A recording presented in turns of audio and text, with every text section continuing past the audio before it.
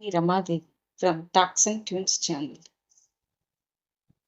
ఈరోజు నేను మీతో ఒక విషయం పంచుకోవాలని అనుకుంటున్నాను. ఒక ఇంటర్ విద్యార్థి తనకి మార్కులు తక్కువ వస్తాయేమనే భయంతో ఇంటర్ ఫలితాలకు ముందు రోజు ఆత్మహత్య చేసుకుంది. కానీ తీరా చూస్తే నెక్స్ట్ డే అతను ఫస్ట్ క్లాస్లో పాస్ అయ్యాడు. 450 గాను 378 మార్కులు తెచ్చుకున్నాడు. అతను ఎంత తప్పుగా ఆలోచించాడు.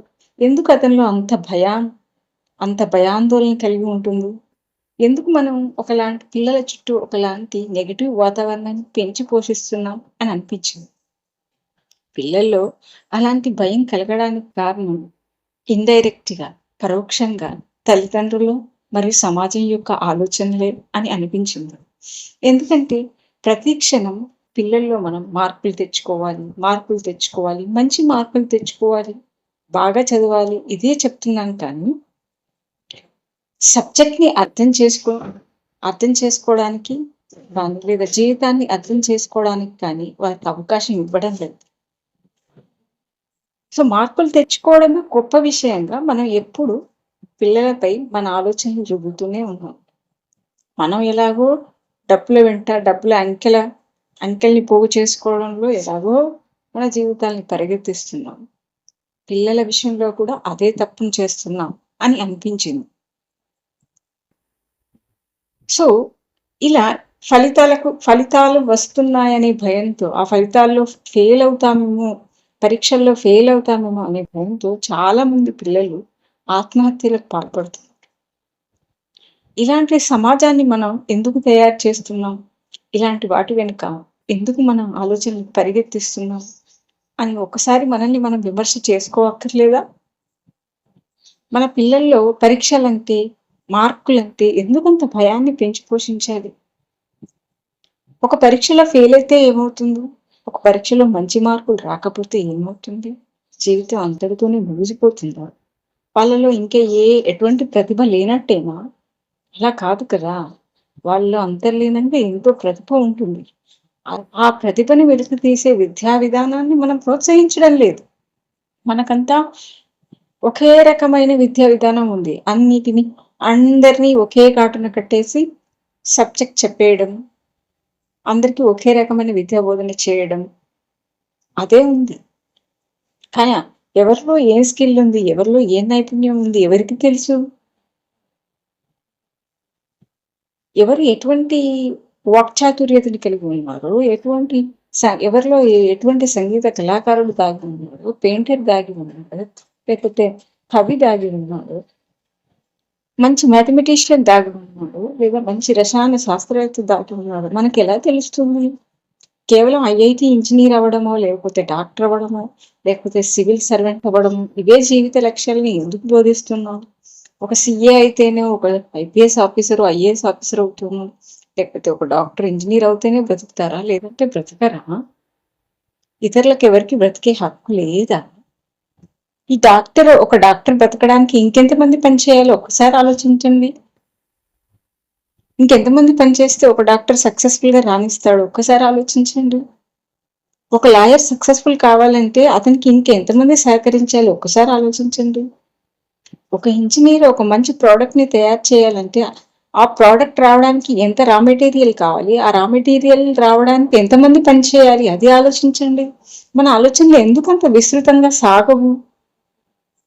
ఈ ప్రపంచం చాలా విస్తృతమైన అవకాశాలతో ఉందని మనం ఎందుకు అర్థం చేసుకోకూడదు? పిల్లల్లో మార్కులు మాత్రమే ముఖ్యము, ఐఐటి సీట్ మాత్రమే ముఖ్యము, నీట్ ర్యాంకు మాత్రమే ముఖ్యము, లేదా కాంపిటేటివ్ ఎగ్జామ్స్ లో నెగ్గడమే ముఖ్యము, అలా అయితేనే జీవితము అని ఒక ధోరణితో మనం ఎందుకు పిల్లల్లో ఒక రకమైన భయాందోళనకి గురయ్యే వాతావరణాన్ని కలిగిస్తుంది? పిల్లల్లో అదే మాట, చుట్టాలు అవే మాట్లాడతారు, ఫ్రెండ్స్ అవే మాట్లాడతారు పిల్లలతో, కాలేజ్ వాతావరణం అంతే ఉంటుంది ఆబ్వియస్ గా. సో పిల్లల్లో ఇంకా అలాంటి భయం కాక ఇంకెలా వస్తుంది?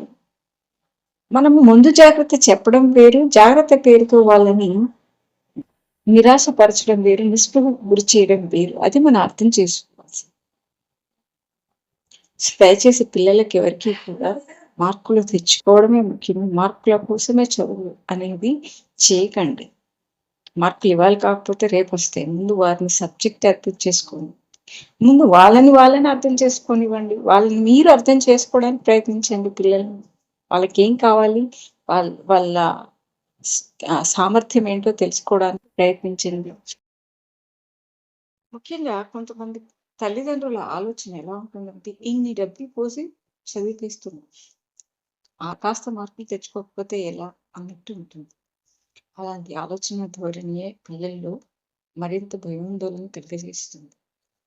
నిజమే కదా, మా అమ్మ నాన్న నా కోసం ఇంత ఖర్చు పెడుతున్నారు, నేను ఎందుకు చేయలేకపోతున్నాను అని డిప్రెషన్కి కారణం అవుతుంది. కాబట్టి దయచేసి అర్థం చేసుకో, పిల్లల్ని ఒత్తిడికి గురి చేయకండి. పిల్లల్లో సానుకూల దృక్పథాన్ని, పరీక్షలన్నా చదువన్నా ఒక సానుకూల దృక్పథం వచ్చే విధంగా మనందరం కృషి చేయాల్సింది. సో మీ అందరికీ ఇది నా విజ్ఞప్తి. దయచేసి అర్థం చేసుకొని ఒక సానుకూల ఆలోచనతో పిల్లల్ని మోటివేట్ చేయాలని, లేదా పిల్లల్ని సరైన మార్గంలో నడపాలని ఆశిస్తూ Ramadevi talks and tunes signing off. Thank you very much for patient listen. Message నచ్చితే నా ఛానల్ని సబ్స్క్రైబ్ చేయడం మర్చిపోతే, అలాగే నా ఛానల్లో చాలా మంచి సాంగ్స్ ఉన్నాయండి, చూసి ఎంజాయ్ చేయండి. మంచి లిరిక్స్, మంచి music. You will definitely not regret it. Thank you. Subscribe, share, like it. Thank you.